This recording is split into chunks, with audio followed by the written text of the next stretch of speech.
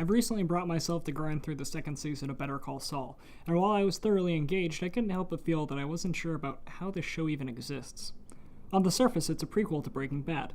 It's a kind of lawyer show, it's kind of a crime show, and it's kind of a family drama. It does a good job at all of these, but it rarely ever feels like two of these aspects ever benefit without feeling sidelined by the third.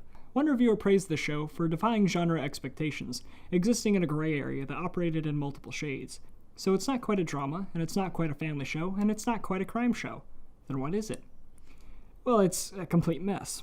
I like Better Call Saul, but I didn't love it. I'm pointing out Season 2 specifically because Mike is now a much larger character. If Season 1 was all about Jimmy McGill, Season 2 feels much more focused on developing Mike and his descent into the American Southwest crime scene. But herein lies the problem. Better Call Saul is the name of the show, and as much as it's trying to be its own thing, everything about the show exists to tell you that it stands on the shoulders of giants, that being Breaking Bad. I don't know who the show is appealing to. It fills my need of nostalgia, and reminds me of how much I love characters from Breaking Bad and details their backstories, but it also wants to do its own thing. This should work, but it can't seem to balance between the two. You've got a dual storyline in this season, and it all comes to the head in the season finale. Normal storytelling stuff. The thing is, these two stories are not related to each other. We have Jimmy dealing with the drama at his firm and his relationship with his brother, and meanwhile, Mike is dealing with the cartel north of the border. Both of these stories are good, but both of these stories really have no right being so forcibly connected when there isn't much of a connection. I bring this up because Jimmy and Mike were connected in Season 1. In Season 2, they interact about a handful of times, most of which are in complete passing. They are in two separate worlds. And maybe it's trying to highlight the eventual decline Saul will face when he's brought into the criminal underworld, but it just doesn't add up. The only reason most people are willing to let this slide is because we know of their eventual connection in Breaking Bad. Emphasis on the eventual.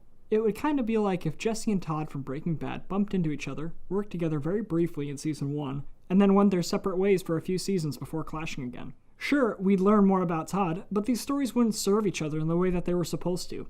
The idea behind dual stories is often summed up to a phrase: meanwhile, back at the ranch. Now, hear me out.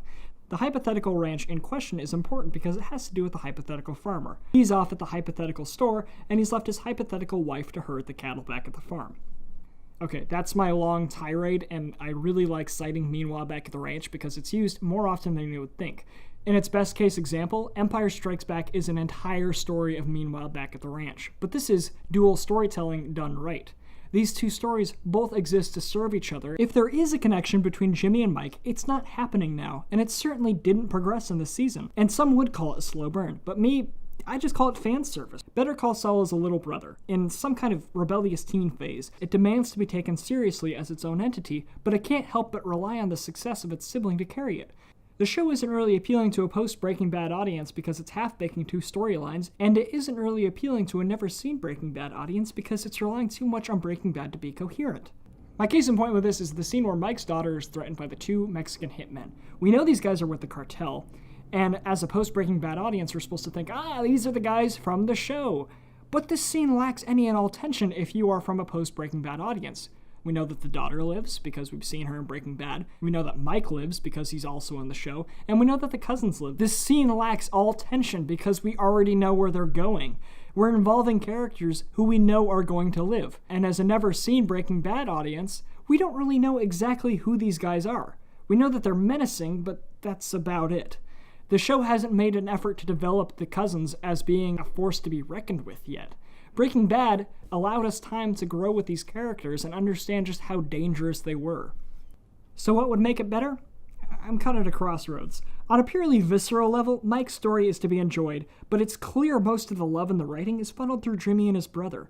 It's the real core of the show. And I think the reason it works with me more is because I just don't know anything about Jimmy's brother. Better Call Saul is able to play with this because we don't know anything about it. We know that he's no longer cited as a reference in Breaking Bad, which implies that maybe something bad happened. I don't know where it's going to go. As a post-Breaking Bad viewer, this is exciting to me, and as a never-seen Breaking Bad audience member, this is equally enthralling. So cut out the parts that aren't supporting the thesis. I love Mike. Believe me, I do. But his story has nothing to do with anything other than tickle my desire for Breaking Bad nostalgia. And I know what you're thinking. Whoa, wait, that's going to make the story too confusing. No, it will not. In fact, it won't change Jimmy's story at all, and that's my point. Mike scuffling with the cartel has nothing to do with Jimmy and his brother. With that gone, Better Call Saul is no longer a mix of muddled genres, but a coherent narrative. This has been a long rant, but what I'm trying to get at is that Better Call Saul is a good show, but it's confused in its delivery. There's no denying that the sound, cinematography, acting, and choreography are probably the best in the game, but it's got a structural problem that needs to be addressed. Breaking Bad was incredible, but Better Call Saul can't seem to live up to it.